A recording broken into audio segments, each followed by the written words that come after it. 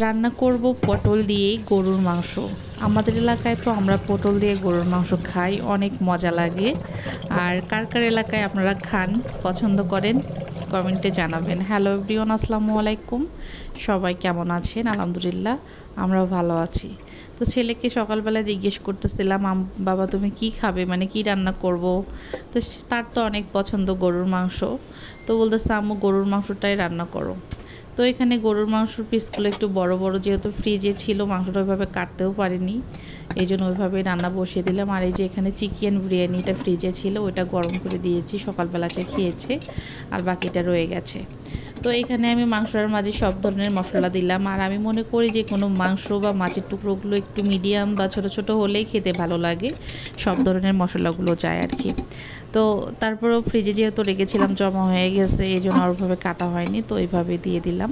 তো এখানে সব কিছু মশলা দিয়ে মাংসটা আমি প্রেশার কুকারে হালকা একটু কষিয়ে নিলাম, বলতে এই যে মাখা মাখা করে নিলাম। আর তারপরে এই যে পোড়ের মতো একটু পানি দিয়ে প্রেশার কুকারে দিয়ে দেবো। মাঝে কয়েকটা হাড় আছে, প্রেশার কুকারে দিলে কিন্তু নর্মালি যে কোনো হাড় খেতে অনেক ভালো লাগে। তো এদিকে এই যে পটল দিয়ে গরুর মাংস যেহেতু রান্না করব, তো পটলগুলো হচ্ছে আর ওখানে দেবো না, কারণ প্রেশার কুকারে পটল দিলে তো একদম ডাল হয়ে যাবে। তো পটলগুলো আমি সাইডভাবে ছিলে এই যে ভেজে নিচ্ছি। তো অনেকেই আছে পটল হচ্ছে না ছুলেও রান্না করে, যেমন গরুর মাংসটা ভালোভাবে কষিয়ে তারপরে পটলটা দিয়ে রান্না করে, পরে আবার তেলে দিয়ে দেয়। গ্রামে অনেককেই দেখেছি এভাবে রান্না করে। তো না, আমি সবসময় পটলটা ভেজেই দেই, আমাদের বাড়িতেও দেখি যে সবসময় ভেজে দিয়েছে ছোটোবেলা থেকে মা। তো মাংসটা যখন সিদ্ধ হয়েছে, এই যে দেখুন ঝোলটা কিন্তু এতটা আমি রাখবো না। তো মাংসটা যখন 4-5 শীষ দেওয়ার পরে প্রেশার কুকারটা নামিয়ে তারপরে ঢাকনাটা খুলে এখানে পেঁয়াজ ভাজা করে দিলাম এবং ভাজা পটলগুলো আর কি দিয়ে দিলাম, দিয়ে এটা আবারও রান্না করব। মানে ঝোলটা একটু পরিমাণ অনুযায়ী আসার জন্য, বেশি ঝোল মানে রাখবো না, আবার কমও রাখবো না।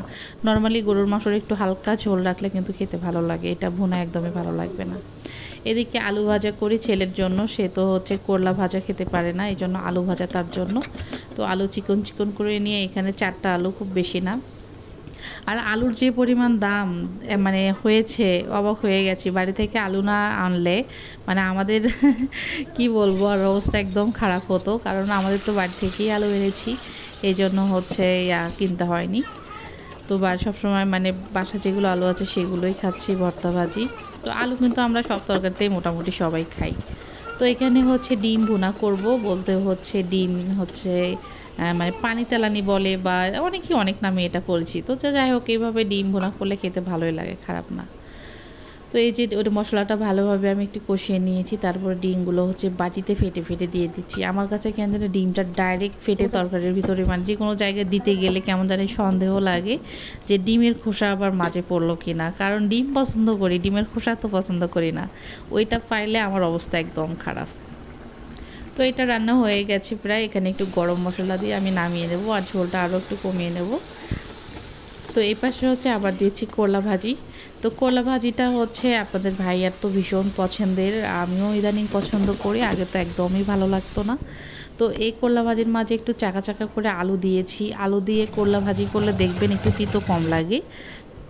তো করলা ভাজি কিন্তু সবসময় তিতোটা খেতেই মজা।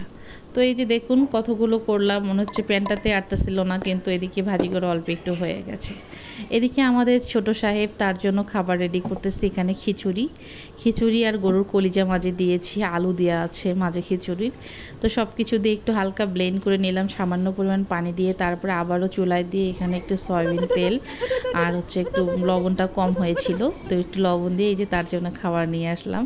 সে তো একদম খাওয়ার জন্য রেডি, খুশি হয়ে গেছে যে আম্মু আমার জন্য খাবার নিয়ে আসলো। আসলে এইভাবে খিচুড়িটা করলেও কেন জানি সুন্দর খায়।